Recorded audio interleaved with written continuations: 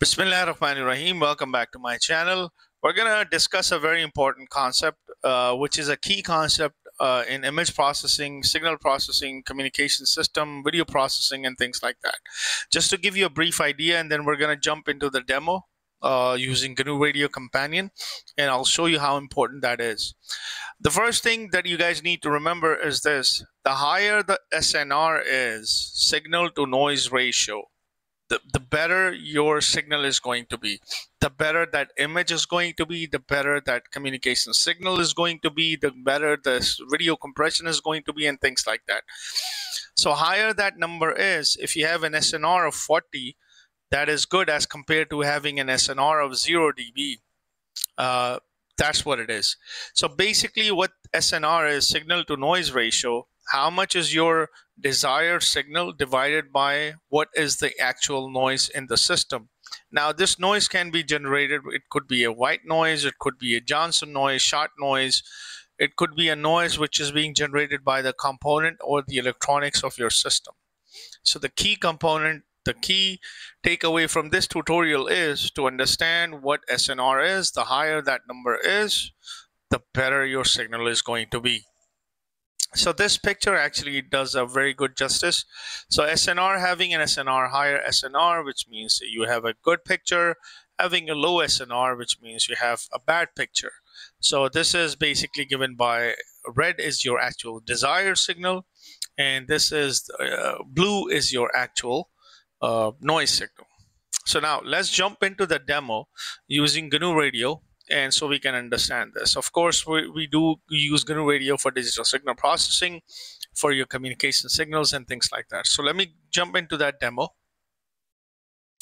This demo is quite simple. Let me go back to Google, and let's go back to the math of it. So this is basically the math of your SNR. So SNR, so we're going to implement this definition of SNR. As you can see, your desired signal, amplitude of your desired signal divided by the amplitude of your noise signal. You're taking a log of that and multiplying it by 20. So when you're dealing with power, it's actually 10 log base 10, a signal, amplitude of your signal, or a signal strength of your actual desired signal divided by the noise. Everything is square root. But now when you're doing this, don't forget that power is amplitude is squared. So that's why you have this squared. So when you bring this out here in log, this will become 20. That's why you have 20 log of your signal strength divided by the signal strength of your noise. So that's the definition we're going to implement. I hope you understood the logic, because power is amplitude squared. This is something that you need to remember. That's why these signal strengths are being squared. And when you're taking a log, this comes out, that becomes 20, and so on.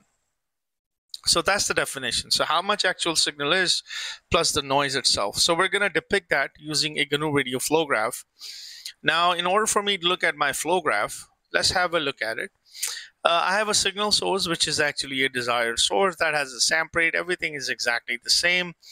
Then you have a noise source. So first, what I'm doing is this: I'm taking this noise source, signal source, and I'm taking this noise source. I'm adding them together here using an add block, going to a throttle block, and we're just visualizing the combination of signal plus noise. That's all we're doing in this part of your flow graph. So you have a signal source plus a noise source, which is a Gaussian noise. Both are being added together, going into a throttle block, and we're monitoring this using our GUI time sync and also GUI frequency sync. That's all we're doing. Now, in order for me to perform this signal to noise ratio, that we need to calculate the RMS. If you remember it from RMS root means square value, which means basically we're looking at the amplitude of your signal. So RMS is the block that we are using. So if you were to look at this, your signal source, the input is going into an RMS block. So if you were to look at the documentation of this block, this actually is self-explanatory. So basically, it allows me to calculate. So basically it works as an averaging filter, and it calculates RMS average power. That's why we need this block.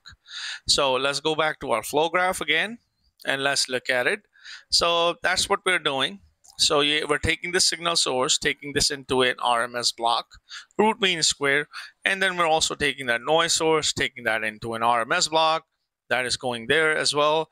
Now, once you have everything in terms of this, you need to divide this. So where this division is coming from, if you were to look at your documentation, not documentation, signal to noise ratio definition, you have to divide the desired signal divided by the noise signal.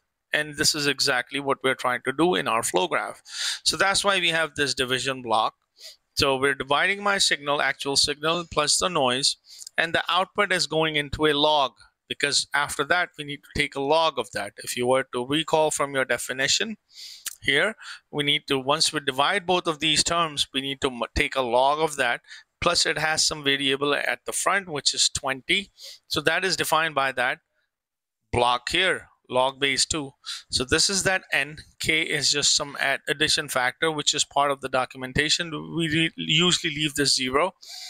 So 20 log of whatever the division is, that should give me my SNR.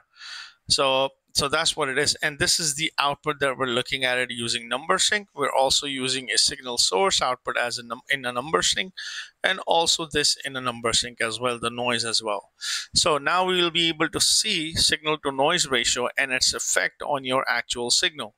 So let me just hit the flow graph, run this flow graph quickly.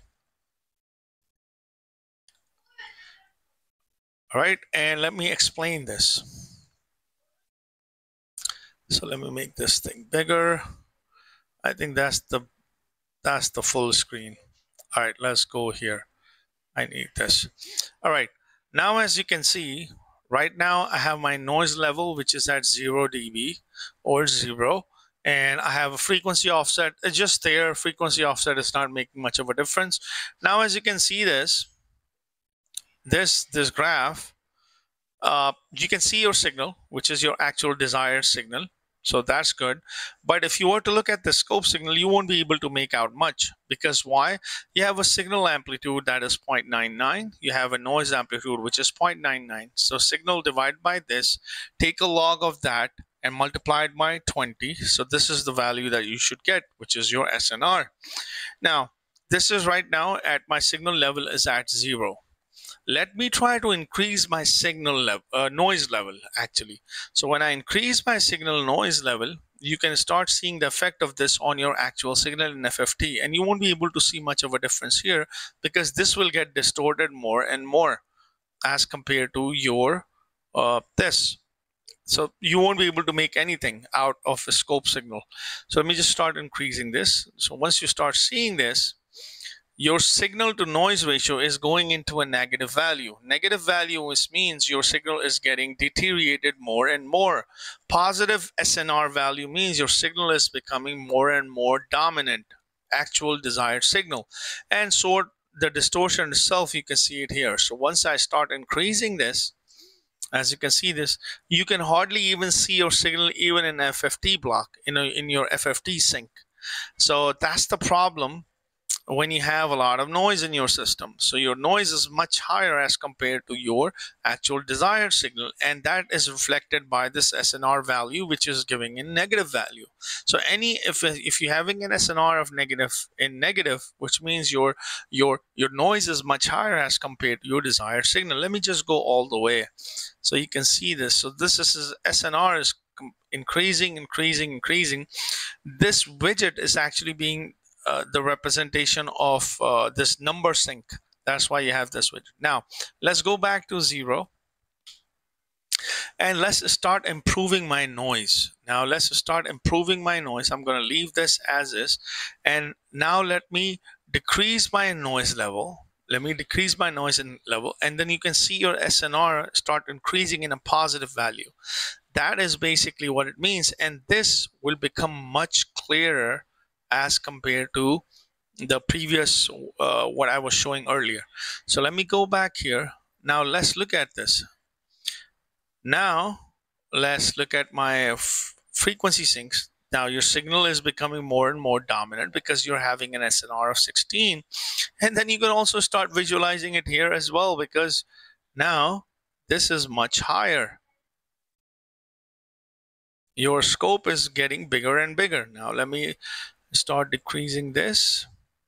Sorry, decreasing this. Look at this. Now your signal is becoming more and more dominant. You don't have noise anymore in your signal, and this is the actual representation in a co-sinusoidal wave. Of course, this is complex. That's why you're seeing in red and blue both. Now your signal is much more better, and your SNR has been improved. So your noise level is going down and down, and your SNR is improving, and then you can start seeing your actual signal, and the same representation is taking place in your FFT block.